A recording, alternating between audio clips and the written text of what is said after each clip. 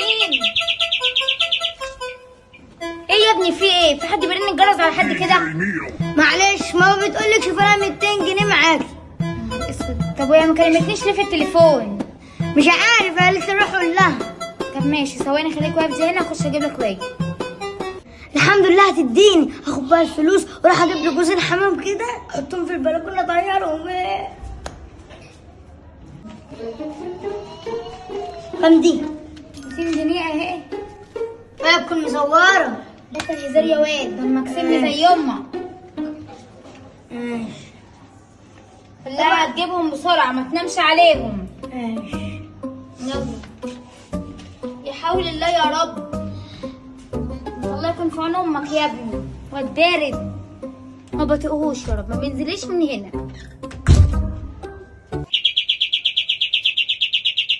ايه يا ربي؟ ايه يا ابني؟ ايه يا ابني؟ ايه؟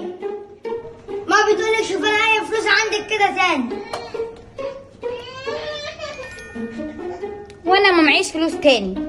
طب انا اعمل ايه دلوقتي؟ اقول لها ايه؟ يلا انا على ابوكم ولا اتكلم. امشي يا. بس انا عايزه 50 ما جنيه. معيش، ما معيش غير 200 جنيه دول في بيتي. طب استنيني. ما خلاص يا حبيبي. حاجه هو التليفون بتاعي يا ابني خلاص.